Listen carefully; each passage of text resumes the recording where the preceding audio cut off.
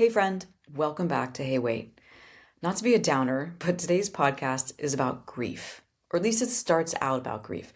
But once my guests and I started talking, the conversation evolved into being about authenticity, purpose, and desire. And as you listen, you'll find that these topics weirdly do make sense together. Because for as heavy and all-encompassing as grief feels while you're in it, it's inseparable from some of the most essential questions in life. Who am I? What am I here to do? And what do I really want? Today on Hey Wait, I'm joined by Girish. She's a grief companion for women grieving a loss and feeling lost. One pillar of her work is helping women navigate grief in all its forms, not just death, but also grieving things like the loss of an identity, or a relationship that's changed, or a version of yourself that you've outgrown. And the second pillar of her work is human design. She offers readings for people who are curious about who they came here to be and how they're designed to live a life that's true to themselves. Is a prolific writer on Substack and the author of 4 books. Her most recent book, Sacred Fire, Memoir of a Marriage, is about how 2 people who deeply love and respect each other can walk hand in hand even when one of them transforms into someone they weren't at the beginning of the relationship. And I have a feeling that's going to speak to some of you. I also have a feeling that our whole conversation will speak to you. In this episode, we talk about the grief that comes from realizing how long you've lived out of alignment with your soul. Reminds us that being fully divine begins with being fully human, and that sometimes the most spiritual thing you can do is stop bypassing your emotions and start feeling them. She also shares the ingredient your soul uses to create your life, but that you often lose touch with when you're preoccupied with being loved and externally validated. Because of Uma's energy, this conversation is spacious, grounded, and tender. So if you're carrying grief or questioning who you are or sensing that something in you is ready to shift, I think it's going to touch you. Hello and welcome, Uma. Thank you for having me, Jay. You're welcome. I want to say to the listener how you and I met, because we just met officially a few minutes ago in terms of having a conversation, but I was introduced to you and your work by Megan Leatherman, who I had on the podcast in the first season. She is an amazing teacher and coach who helps people to relate more intentionally to nature so that they can navigate capitalism. And she's such a grounded, peaceful person. So when she said you should talk to Uma, I was already on board. And then I emailed you and I said, I learned about you from Megan. I would love to have you on my podcast. And your response was so generous. And you also said, I think this was mid-November when I reached out to you. And you also said, I'm about to travel for a little bit and it's the holidays and I like things to feel spacious and not rushed. Why don't you reach back out to me in the new year? And I was like, this lady is my kind of people.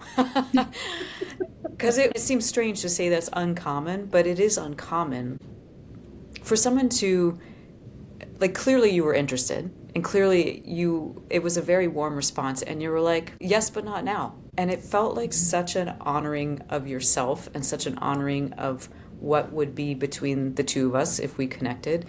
And I mentioned that because that was my first glimpse into this sense that you really do walk your talk around being true to yourself. Thank you so much for naming that. Yes, spaciousness is one of my most important values, and so I design my life in such a way that I show up for my holy work. This is my devotion with the right energy and with the right kind of spaciousness so that I can give all of myself and what wants to come forth by being in a space that feels right and aligned. And I feel spaciousness with you. You just took a deep breath too. I'm noticing as we speak of spaciousness, it's that ability to have your internal timing feel aligned. I feel like you are someone who lives in their essence pace. Have you ever heard that term before? It's in the somatic world, they talk about being in your essence pace. And you have learned through your life that your essence pace is maybe slower than the world's pace. Yes. Yeah. And I'm going to be 62 in a few months. And I don't see the point of rushing for anything. Everything can wait. Oh my gosh. Oh, to be able to trust that. And I mean, I'm imagining there's a listener out there longing to be able to trust that in their body, that it really is true that everything can wait. Because when Well, you trust divine timing, you're not really operating on Earth's timing. I think when we attach to how we want life to unfold on our terms, on our preference, that's when a sense of urgency becomes the driver in our lives. But when we trust that there is enough and what's meant for us will come to us when the time is right, when our energy is in the receptive space, then we know that that thing waits for us if we are not rushing and chasing after it. that what is meant for you will wait for you. Yeah. Yeah. Yes, to all of that. I can feel it as a resonance in my body that that's true. And I can also feel parts of me or imagine someone listening going, yeah, but how do you do that? It's a beautiful sentiment and I can feel it is true for you. Where I go with that is how did you get to that level of trust? And I think this is probably part of what this whole conversation is going to be about. But the place where I'm curious about starting then is maybe so you've written a lot about how your mom's death when you were 44 was your spiritual awakening. It cracked you open. It brought you back to yourself and your purpose. But my curiosity is, what were you like before that? And diving through your work and reading all of your beautiful writing, I haven't seen you speak much to what you were like before that massive transformation happened. Right. It just feels so different because I was in India, right? So who I was in India and who I had to become after moving to the US in terms of not just a geographical relocation, but a relocation of my soul alignment is what it felt like. The person I used to be, I was very goal oriented. I wanted things to happen on my timeline. Although I have to say that in India, my life was primarily as a stay home mother. I have not worked at a full time job since I was probably 27. So I decided to stay home with my child. So I didn't have the pressures of going to the corporate world. I don't know what that's like when people speak about burnout, because I stayed home with my child and I raised her in India. She was 15 when we moved here, and in India I had the village. So I didn't even raise her on my own. My parents were around. I had support from family, from community. But all that said, I am a creative person. I'm a words person. And so sometimes the task of mothering seemed like it just wasn't enough. I wasn't getting to ignite my creative spark. And so that side of me often felt rebellious, like I want a life beyond changing diapers and reading bedtime stories. I want something exciting. Was moving to the United States part of that then? Well, the move to the United States happened completely as a miracle, as an unexpected surprise. My husband's sister has lived in the US for more than 40 years. And she had applied for her brother and his family to immigrate. That was back in, gosh, the 1980s, I think. And it took a good, I think, 15 years, probably more, way more than that. One fine day, we just had all this mail from the US consulate, and we had a decision to make. The green cards landed in our lap. We had a comfortable life in India. We weren't looking to move. We'd forgotten that our application was in process because it had been so long. And then suddenly we had a decision to make. Do we go? Do we not? Our family thought we were crazy. They said, you have a 15-year-old daughter and you're just going to uproot her from everything she's known and supplant her in a culture that's brand new. Somebody even said, you're going to laugh at this, do you know American kids kiss in high school hallways? That's not the kind of school she goes to. Are you really going to put her through that? And my husband and I had a lot of conversations, and we decided that if things lined up, we would just go. And everything lined up, everything just lined up effortlessly in order for us to come here. And so we looked at each other and said, I guess this is meant to be. And then the final thing was we had to ask our daughter, because we felt she needed to be included in the decision as well. And when we told her, she said, can we just go somewhere where it snows? That was her Really? response. Yeah. She was just completely on board with this. Oh, funny. So we came, and here we are.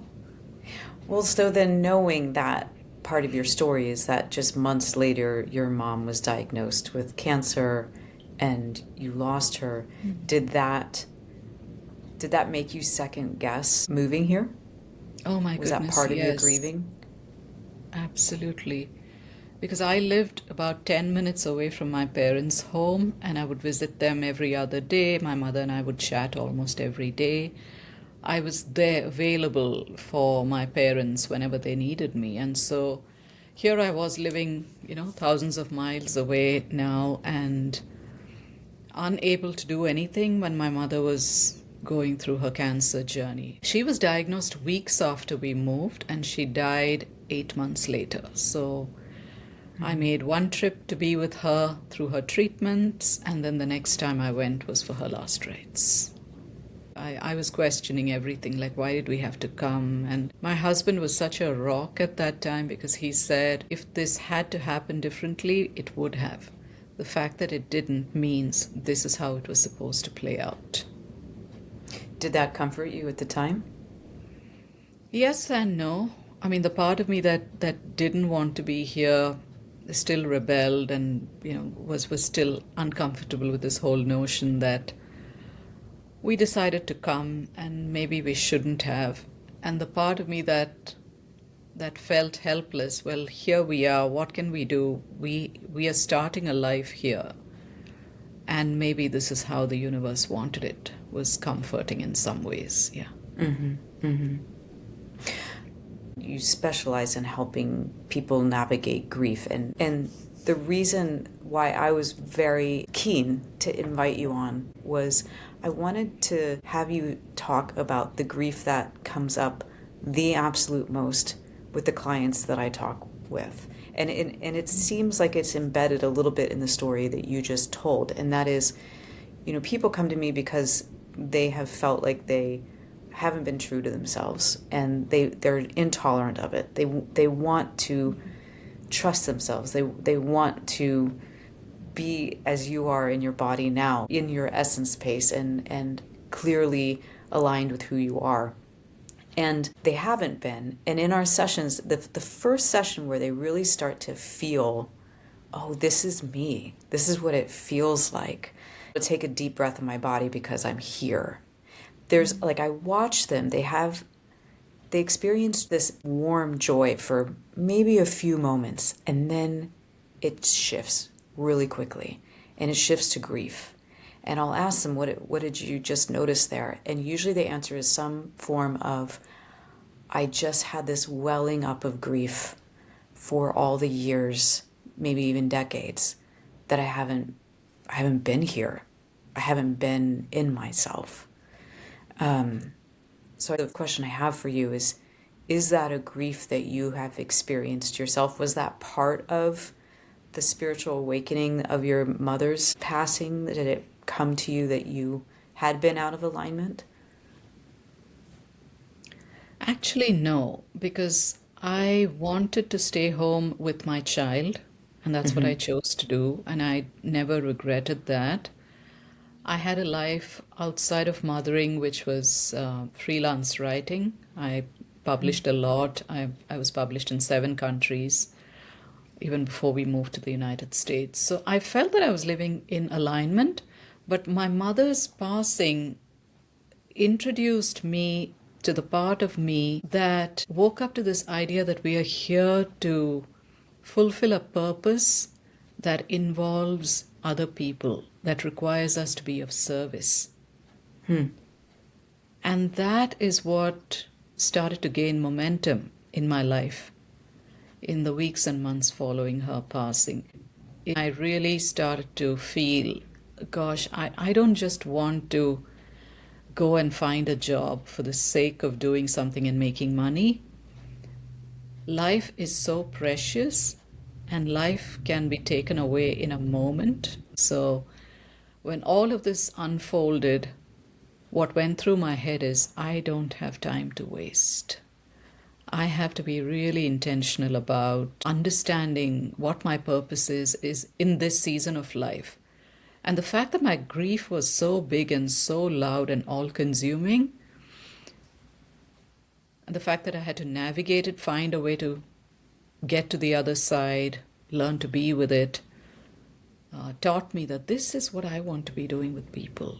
This is such a powerful and sacred initiation that I want to now be with people who are moving through this, because I don't see back in the day, I mean, I'm talking 17 years ago, I didn't see too many people talk about grief and think about grief and express about grief the way I was. I was talking about it being a conscious initiation into a life of meaning and purpose. Grief was much more, people's approach to grief was either shut down or treated clinically. And I wasn't in either of those spaces. You were more in a spiritual space, it sounds That's like. right. Yeah. I'm aware that the first major grief that I experienced was in my early 20s when I got divorced.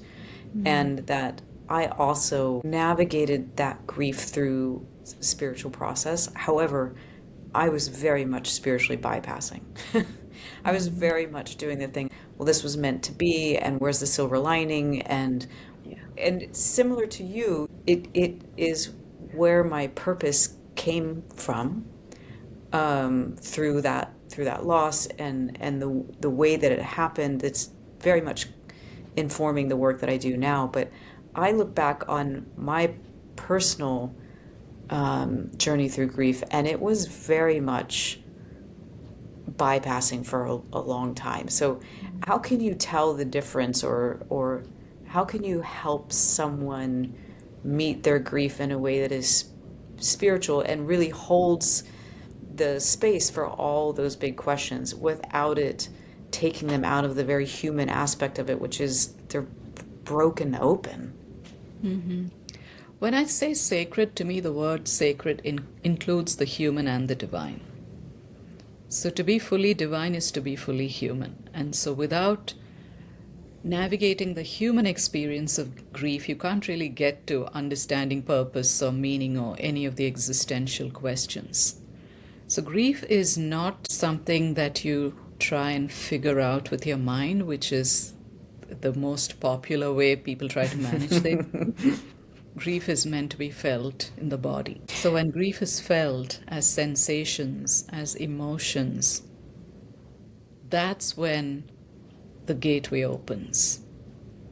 I'm thinking about it at the level of the nervous system, though, and our nervous systems detect intense emotion as danger, as in the same way they would, a tiger chasing us.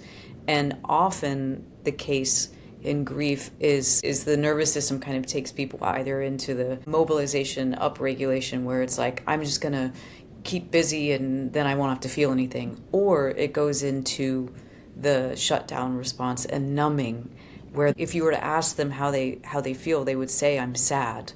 But they actually aren't feeling anything because they're so overwhelmed. Their nervous system got so overwhelmed, they shut down. So my curiosity is, how do you help someone simply feel?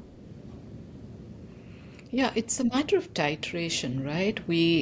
So when I sit in session with a client, many times I'm even teaching them how to feel sensations, because they're so used to living up in their head that they've forgotten what it is to place a hand on their heart or feel a flutter in the belly or a tremble in their being.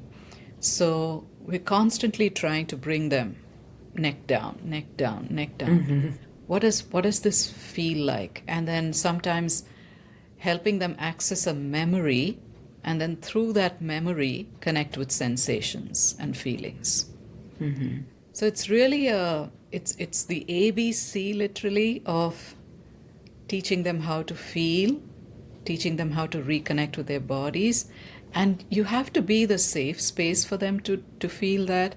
The reason why a lot of people don't trust their body, don't trust their sensations and feelings is because it's unsafe. They were not with people who felt safe. They were not with people who taught them how to be with these feelings. Or they got the suck it up, keep going, or That's you right. shouldn't feel that way. Yeah. And ultimately it comes down to they're uncomfortable with the feelings that it elicits in them. And I think that's incredibly true when it comes to grief. Even if a client of yours is really willing and wanting to feel their grief, they might be surrounded by people for whom they're uncomfortable with their grief and don't want them to feel it. And this is where the whole question of authentic expression comes into being. We're coming to a full circle moment here. If I can hold on to this idea that I'm important, what I'm feeling is important, and that I need to give myself the space, the time, the willingness to be able to feel, that's what you ground into then. Then it becomes less about what other people expect of you or what they like from you or whether you're disappointing them by being a certain way, and becomes more about I'm choosing to tend to me. I'm choosing to tend to what's hard and heavy in me because I know that's the pathway to my purest expression. As I'm listening to you, Uma, I'm thinking about how I said that my first big grief that came, I spiritually bypassed it. And I didn't yet know my own worth. I didn't yet have that, when you were speaking, for those of you who aren't watching, Uma kept holding both her hands over her heart like you were embracing yourself. And I didn't have that yet. And the only way I knew to feel loved and worthy was to be in a spiritual practice or to be in nature. I didn't yet have it in relationship to other people. I'm wondering if holding that grief is a spiritual and human process together, is that someone could reach for that spiritual loving presence in order to find their own value and worth and goodness in their existence. And because that spiritual presence doesn't exist outside of you, it's inside of you. It's your inner divine. It's your soul, your Shakti, whatever you want to call it. But it's not something that's separate and outside of you. It's a part of you. So when you learn to honor that part of you, you also learn that being human, which is why the soul even came here in a human body. I mean, if we wanted to just be love and light all the time, people just hung out in the soul realm. We came here to experience emotions. We came here to know ourselves as separate, because we have to be separate in order to be authentic. And that's the pathway to oneness. But people get it so wrong. They bypass the individuation to get to the oneness and the bliss of, universal consciousness, which seems like such a wonderful idea. But then it's just an idea. What does that even mean when you don't know who you are? Can you say that again? We have to be separate to be authentic. Yeah, we have to individuate. As long as we are tangled up in somebody else's energy, we don't know who we are, where we end and the other begins. So the process of individuation is just so necessary to being truly authentic. So you've said the word authentic a couple times, and I know from reading your work and seeing you speak on podcasts, authentic is a tricky word to you in the same way it is to me, in that it's so buzzy to almost mean nothing at this point. But to you, what does it mean? I think we live in an influencer driven culture where and a culture of cults and gurus where we look up to external authorities and want them to tell us who to be and how to think and what to do. But as long as we are driven by that external influencer culture, we are outsourcing our power to them. We are not standing in our truth and our power. So when I speak about authenticity, it is one's own inner power. Sovereignty. It is, yes, sovereignty. It is me being real. It's me being fully me. And that brings up the question, I'm sure, for many people listening, well, how do I know who I am? When you say being fully me, what does that mean? What does being me mean? And this is where a system that I love and adore and practice, human design, comes into play. Human design has been the simplest way for me to explain to someone who they came here to be and all the ways in which they've strayed away from their essence. I've had one human design reading. It was last year. It was tremendously eye-opening. But for someone listening who doesn't know what human design is, how would you introduce them to what it is? So in the simplest way, it is your soul map. And when I say soul map, it means that each one of us has our own unique blueprint. So to take a very simple example, if you went to a car showroom, there's a Jeep and there's a Volkswagen and there's a BMW, and each car is different. But each car is uniquely designed and serves a unique purpose, right? If a Jeep tries to be a Honda, it's going to fail. Similarly, if a Honda tries to be a Beetle, it's going to fail. None is better than the other. Each serves a different function. And that's how I like to think of each one of us. We each have our own blueprint to find our pathway to success and how we are meant to operate in the world. It's who we are designed to be. That's why it's called human design. So when I pull somebody's human design chart, I see how this human came here, how they were designed, how they are designed to operate in this world. So their strengths and their gifts, how they are meant to experience emotions, navigate stress.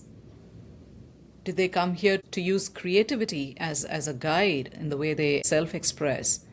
Which part of the body they use to make decisions? There's all this amazing information. What is their purpose? Also, what are their shadows? Where are they most likely to get tripped up? What is the soul curriculum they chose in terms of challenges they will encounter in this physical incarnation? All of that information is encoded into your human design. So when I'm explaining someone's human design chart to them, what I'm saying is, this is who you came here to be. This is who your soul chose to be. But we are born into families and we are born to people that are wounded in their own specific ways, and that have drunk the Kool-Aid about what it means to be successful, who you're meant to be, this idea that productivity and hard work is what will make you successful. You push past your limits. You have to earn your rest. So they transfer that manual to their children. And the children just absorb it, obviously, because we all need love and acceptance and belonging as little ones that are powerless and completely dependent on these adults in our lives. So we embrace all that teaching, which is called conditioning in human design. And so when I pull someone's chart is when the process of deconditioning begins. So I'm telling them, this is who you came here to be. These are all the ways in which you've wandered far away from So then, essence. do you see it in your clients as well, the thing I named in mine, where when they see their chart and they see who they were designed to be and they find that that's not how they've been living, do they have grief come up? Oh my gosh, yes. Yeah. Almost 90% of them will tear up because they recognize when I say to them, this is who you came here to be, a younger version of them recognizes that, the truth of that. And so when that truth lands in their soul, they choke up and, they get teary. Yeah. And to me, it seems like your work has two pillars. It's the helping people feel grief and using human design to find their purpose. And those two things seem like they could be completely disparate. But when you really feel into it, how could you not have both of them at the same time? Because there is a lot of grieving that has to happen, I think, before we can live into a purpose or be really truly ourselves. And so what does that grief look like typically? Yeah, that's such a wonderful question. So the grief is about, I loved to paint as a young person. And now I've bought so much into this productivity culture. I'm working 15-hour days sometimes. I don't take vacations. When I'm on vacation, I'm checking email. I'm attached to my phone. And there's no color in my life. My life feels empty because I'm chasing this thing called success, and I've been taught that this is the route to success. And that's where the grief comes up often, right? And so the first place we have to be in is be with that grief. They have to find forgiveness for the part of themselves that believed in this dream that they were promised. Who couldn't do it any differently because of their conditioning too. Yeah. Exactly. So there's no point in regretting the past, but looking over the past, you see, when you look back on your past, you begin to see, oh, these are the messages I absorbed. And so when people are in that space of grief, I hold space for them. We do a lot of forgiveness work together in that space. We send a lot of compassion to the younger self because the younger self knew no better. She needed something and she embraced the coping mechanisms necessary to get to that destination. But then what we are doing in the present moment is like a GPS, we get to recalibrate. Okay, now let's look at the destination you want to get to. Success wasn't as exciting. When you got to the top of the mountain, you were just exhausted and you didn't even enjoy the view. So let's now recalibrate and see, where do you want to go now? And let's draw a brand new map for that journey. So I hear in what you're saying that the flip side of grief is self-love, acceptance. That and I see that to be true in my clients as well. If they can't use the grief to find love for themselves, they won't be able to move fully into that new map. It's like they've witnessed it, they see it, but you really do have to reckon. And it doesn't necessarily take long, I've noticed, but there is a reckoning of like, I didn't get to have any of this and it was out of my control. And then to reorient to, and this is now what is in my control. Yeah, it's that space of softening into your grief. Because you can blame the past, you can blame the people who told you this is who you should be. You can be angry with them for the rest of your life. And none of that is going to help you move forward with more purpose. So the grieving is necessary. You have to sit in that space and be with the feelings and connect with that younger part of you that didn't know any better and bring a lot of compassion and self-acceptance. And when that process is done is when you create the space for what's new to come in. The visual that's coming to me is, you know how they tear down an old house to build new apartment buildings? Well, we can't just do 70% of it. It has to be raised completely to the ground. The rubble has to be cleared away before they build something new. We are sort of in that process. And so when we bring it back to grieving what wasn't possible, grieving what you didn't know how to embrace or bring into your life. The process of grieving, the process of really acknowledging those dreams that died, is going to clear the way for what's coming next. So it's a very necessary process. This is where I take serious issue with communities and people who spread the message that you just spiritually bypass, you just leap over this and get on to the next thing. Because Doesn't grief work. is hard to feel. But no, you can't. You can't. You just cannot bypass the grieving. Right, because if you try, it will always be there. She said from experience. Because I did. I really did. I didn't grieve my divorce at the time. It was years later when I finally felt safe enough to do that, that it came back. But it never left my body, and it did keep me from moving forward. It did keep me from feeling like I could be myself fully in the world and in relationships.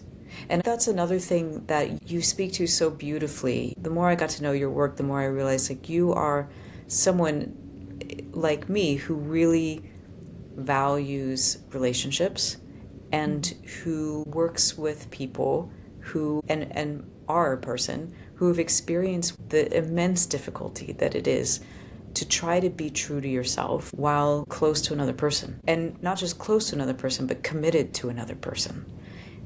That's why my first marriage didn't work. There was no space for me to be who I was as I was But oh, evolving honey, into you were me. so young. I was You were so so young. young. Yeah, I had no idea what I was doing.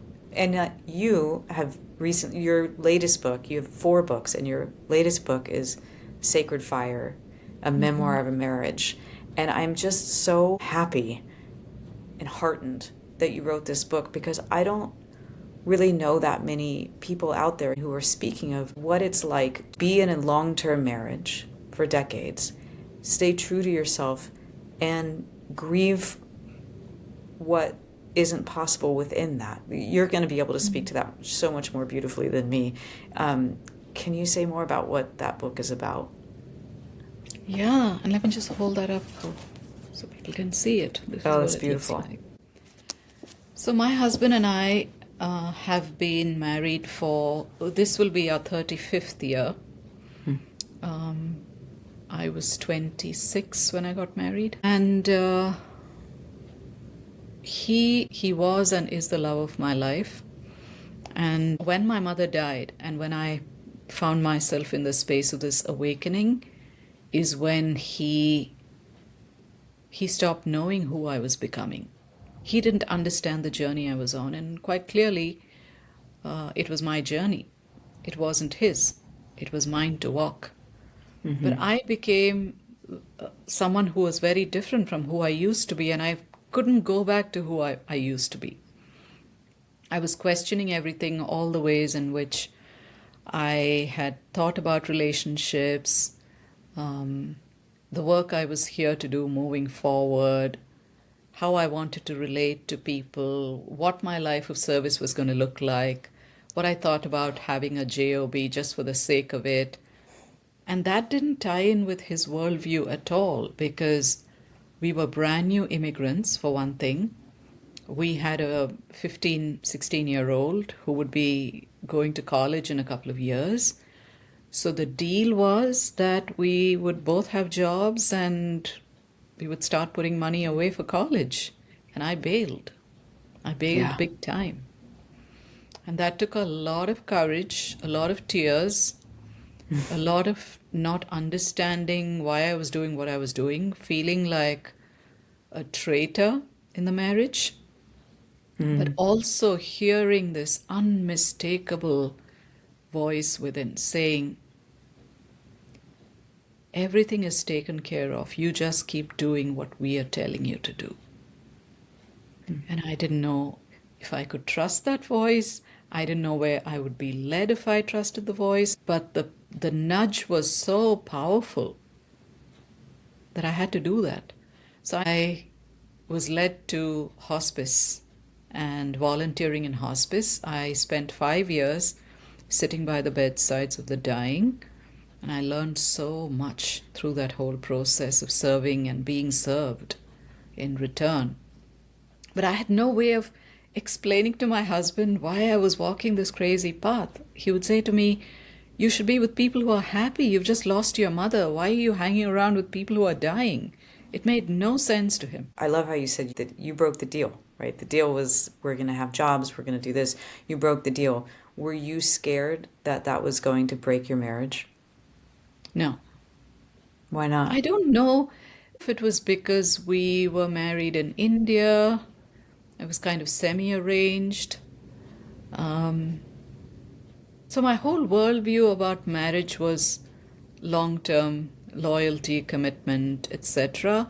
And I knew my husband adored me and adores me to this day.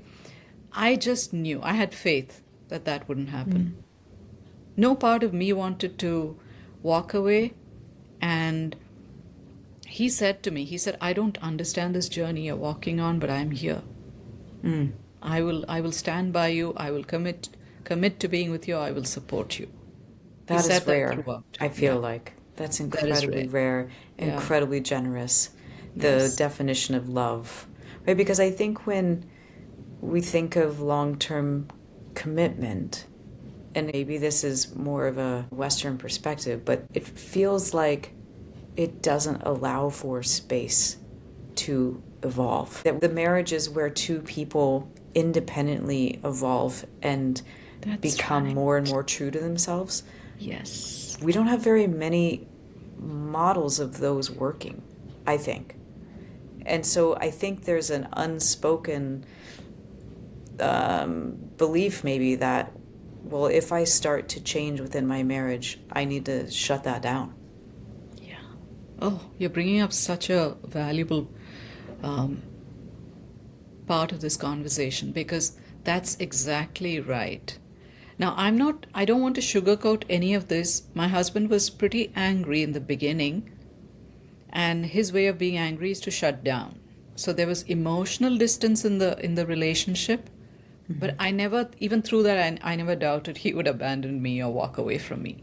And the question I keep coming back to as I look back on those years is, how can two people who start life in their 20s, who take vows and make a commitment, how can you realistically expect them to remain the same? That's just bonkers. We move through seasons individually. My mother died. I couldn't expect him to experience what I was going Right. through. That was my journey. So his choice was to just stand beside me, and I won't say witness me, because he wasn't really able to do that. He didn't understand why I was crying so much and why I was in so much grief and pain. But it was such a lesson for both of us that, we walk together as long as we see eye to eye, and then we separate because we no longer see eye to eye.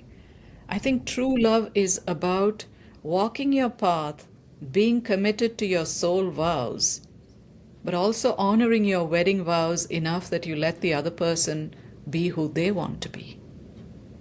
You are absolutely right. That is 100% bonkers to think that you could get married in your 20s or really at any time in your life and not continue to evolve. And I don't see where is a lot of support for the fact that you have two vows, and you named them so beautifully. You have your soul vow and you have your marriage vow.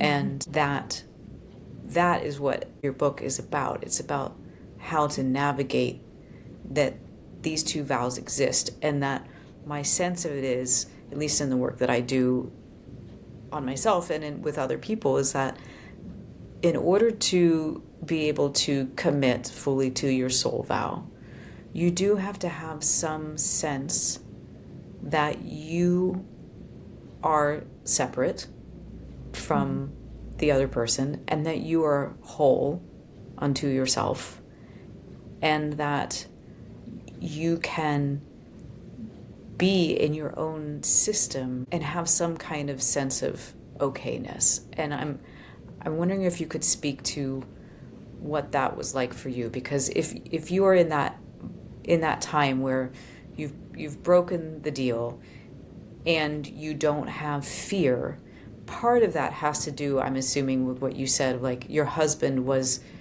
you had faith in him, you had faith in his love, but you had to have had faith in you as well. Yes, yes.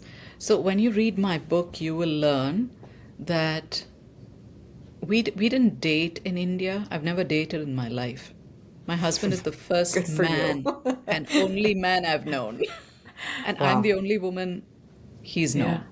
Okay, so we didn't have anyone to compare each other with, etc. That's so when he came into my life, it was this intense, amazing kind of love. I have never felt so adored by anybody as I did by him. And it was a love that I cleaved to. So I wasn't even like sure of whether I loved myself, what self love was. I don't think I was clear on any of that. Because I had this person who showed me every day how lovable I was. I didn't need to love myself. When this happened was the first time I had to cleave away from that love and find my own source of love from within. And that was so scary. That was terrifying to me. Because when you've been loved so well, you don't know how to source it from within. You don't know how to do it for yourself. I had to be okay with not meeting his expectations. I had to be okay with saying things he didn't want to hear. Saying, this is who I am now. I don't know how to explain it to you. I don't have the words. Yes, I'm the wordsmith in the family, and yet I don't have the words to tell you what's This going on here. this is how bad it is. This is how bad it is. I'm just following a thing called my soul, and I know you think I'm crazy, and Yeah. I guess I have to be okay with that, with you thinking about me that way now. What you're saying is really moving me. I can imagine those months of what that felt like, and if there's someone listening right now who is in that place where they're in the fear of realizing now is the time where I have to start loving myself enough to be able to disappoint other people, potentially the person I most love in the world. As the wordsmith, what words would you have for them? Yeah, I don't know that I want to sugarcoat any of this, but I think I would begin with what do you want? Most people don't know what they want when they've spent an entire lifetime caring about what other people want for them. So it even begins with the question, what do you want? And can you find the courage to speak up and say that one thing? You know, I don't want to eat pasta for dinner tonight. I'm going to make a salad. Maybe it starts right there. I don't know. Oh my gosh, that's real. I mean, that's such a real moment where it seems so innocuous. But if you have lived your life going along to get along and merging with another person to say, I don't want pasta, I want salad, is an epic moment. Exactly. So often, what gets buried within us when we haven't individuated is our desires. We don't know what our desires are anymore because we've spent a whole life making this person conform to what the other person wants from us. We've shaped ourselves to be who they want us to be. And so even really getting in touch with what do I desire? Desire begins to feel like a bad word, a dirty word. Yes. What do I A desire? dangerous thing to A have. dangerous I mean, word. why have desires if you're just going to have to squash them? Exactly. Or if I unleash this beast, it'll take me over and then I won't know how to put it back in its cage. Right? So it starts with a very simply getting in touch with, this is why I say authenticity begins with me. What do I want? What do I care about? What do I dream of? What do I desire? You have to make that U-turn to I from we or us or whatever that has been for you. I think that's a really benevolent place to start in the sense of saying to someone to orient to what you desire and what you want. And I can appreciate that what you said, I don't want to sugarcoat this because it's not necessarily an easy place to start. It might be really scary. Because we've been taught that It's guilty to want things for yourself. It's selfish. And if your self-image is carved out of being the selfless human, it seems like a huge U-turn to make, right? Back home to you and say, I'm going to care about what I feel, what I think, what I want to do. It does Yeah. feel scary, and it is scary. So be very, very, very gentle with yourself, is what I say to every listener. Begin where you can begin, but we need to redefine our relationship with desire. Desire is not something bad. Desire is desire is the ingredient your soul uses to create your life. If you don't know what you desire, you can't create your life. Yeah. Well, That's how you form this new you, right? right. That's how you are reborn into this new version of you. You have to die to the old you. That's part of every season when something new is calling your soul forth. Yes. When you speak of it that way, it seems so potentially terrifying to think of having to die to a way of being. And yet, I know from the times that I've been there, there's also something that feels really like a yearning, a yes. Yeah. It's terrifying, but on the flip side of the coin, it's also very exciting because it's your invitation to a new life. And yet we don't trust it because we don't see how things could be better than what they are right now. We are so limited by scarcity consciousness. Think about women who allow themselves to live in relationship containers that are very restrictive. They don't see what's possible beyond that. You know, the mantra in their head is, at least I have this, at least I have this, at least I have this. Right. But what if they could see, if 30 seconds they were given a glimpse of what life could be on the other side? They would leave in an instant. But it's because we don't trust that vision. And again, it comes back to trust, because we don't trust ourselves. We've always trusted the other to tell us what to do, who to be, how to think. And that's where human design frees us, because it tells you who you are. Well, so you've offered generously to share 2 free human design readings with the first 2 listeners that reach out to you. Why don't you say what you need, the information you would need from someone, and how they can reach you for that? Yeah. So I need their full name, as they call themselves today, their date of birth, time of birth, and place of birth. The time of birth is very critical because that's what helps us pull their chart accurately. And you can send me this information via email, uma@umagirish.com, and maybe Jay will put it in the show notes. Absolutely. And I'll give you a 20-minute human design highlights reading, which will cover all the big pieces of your design. I'm so excited for the 2 people who are going to get that, because they're really, like I said, the human design reading I had, it was like a big mirror and a permission slip granted with it. And for anyone listening who is feeling like you're in that place where you know you're dying to an old way of being, and you are scared, but you're also excited, this is the spark that really ignites the excitement side of things, as opposed to the fear and grief. So thank you for offering that, Uma. That's really generous. Of course. I'm curious, do you remember your human design details? I'm a generator.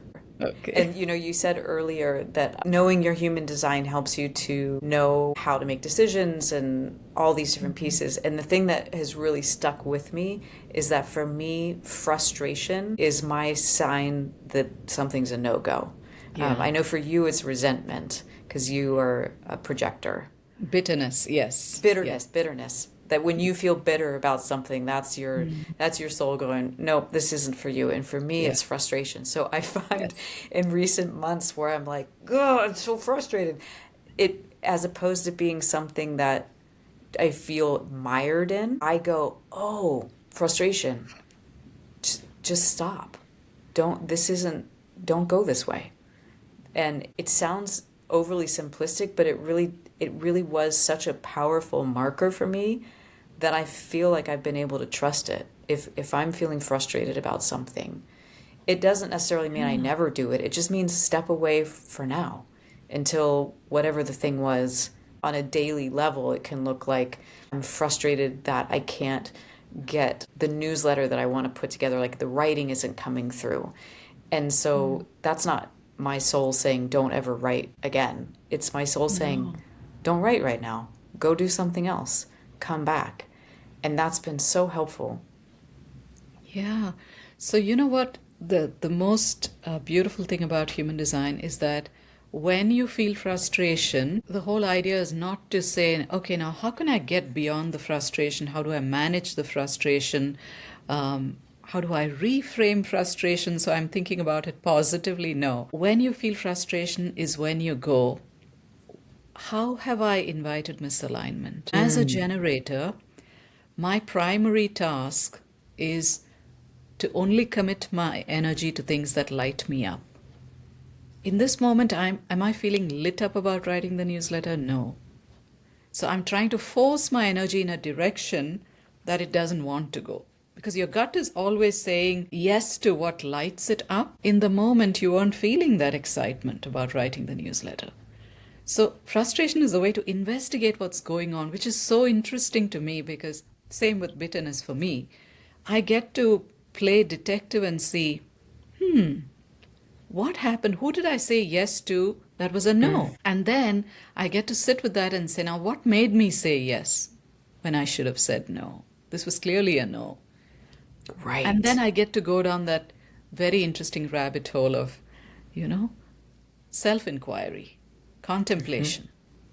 So frustration and bitterness give us so much data to work with, is what I'm trying to say. Absolutely. And I love how you framed that it's about the inquiry of where did I allow myself to get out of alignment? And it really is a powerful question. And it feels like the word that keeps coming to mind is benevolent. It's a benevolent way to start to befriend yourself, where it doesn't have to be about blame. And look, as someone who teaches people how to regulate their nervous system and manage emotions, it's real easy for me to see frustration come up and think, oh, I need to not be so frustrated about this. I need to work through this. And it's just been so liberating. You go, I don't need to work through this at all. I just need to recognize I'm feeling this because I'm out of alignment. And what do I need to shift here? Yeah, it's just the universe waving a red flag. Yeah. It's like you're driving down and wrong turn. So you make a U-turn and go the other way. So. Yes. Yeah.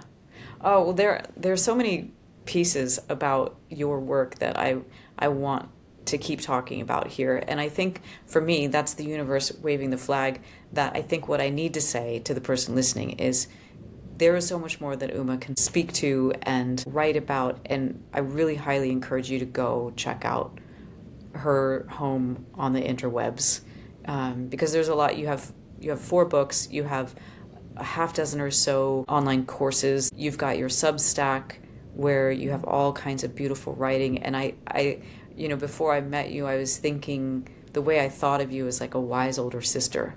That all the stuff that you have out there in the world is, you talk about a lot of different things, not just grief and human design and purpose, but you really talk about life in general. And you do so in a way that feels very loving and very much like, I've been there, let me hold my hand out to you.